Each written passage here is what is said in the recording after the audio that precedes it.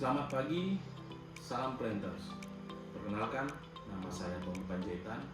Saat ini kami bertugas di Kebun Rimba Belian, PTP 4 Regional 5. Saya ucapkan banyak terima kasih karena ikut sertakan dalam pelatihan PDP 2 angkatan 30 di Yogyakarta. Pada pagi hari ini saya akan menyampaikan mengenai fungsional. Apa itu manajemen keuangan? Salah satu fungsi pokok dalam manajemen perusahaan modern adalah manajemen keuangan. Keputusan dalam manajemen keuangan perusahaan secara umum terkait dengan dua bagian, yaitu sisi aset dan sisi liabilities dan equity. Sisi aset meliputi apa yang disebut dengan keputusan alokasi atau penggunaan dana dari sisi liabilities, dan equity meliputi apa yang disebut keputusan pembiayaan. Keputusan penggunaan dana adalah keputusan keuangan tentang apa dan bagaimana dana yang diperoleh perusahaan digunakan untuk keperluan operasional ataupun investasi. Kebutuhan biaya adalah keputusan keuangan tentang bagaimana cara memperoleh dana yang diperlukan untuk keperluan operasional dan investasi. Manajemen keuangan adalah rangkaian upaya yang dilakukan oleh perusahaan dalam perolehan dan penggunaan dana yang dilakukan secara optimal, sehingga dapat memaksimalkan value bagi pemegang saham. Mengenal laporan keuangan.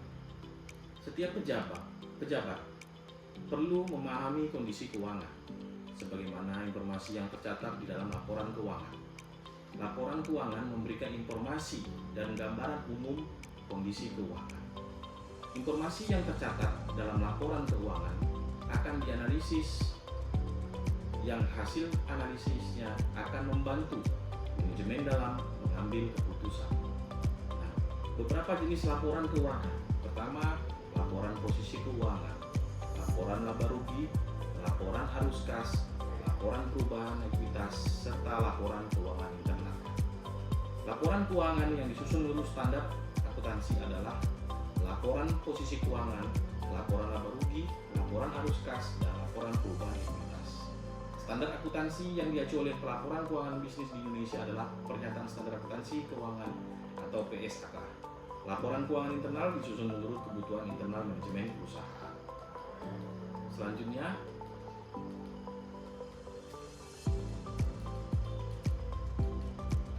manajemen operasional. Manajemen operasional harus memiliki entitas perangkat secara keseluruhan, merupakan kombinasi dari variabel waktu atau utilitas, kecepatan, dan kualitas operasi. Variabel tersebut meliputi availability, performance efficiency, rate of quality product, atau OEE sama dengan availability kali performance efficiency kali rate of quality product. Selanjutnya,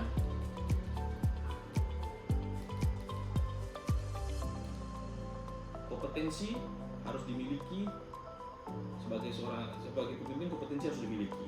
Kompetensi merupakan serangkaian keahlian, skill, pengetahuan atau knowledge, dan atribut yang berhubungan. Dalam hal ini adalah attitude yang sesuai dengan peran dan tanggung jawabnya, yang memungkinkan seorang untuk berprestasi pada tugas atau aktivitas pada fungsi spesifikasi pekerjaan.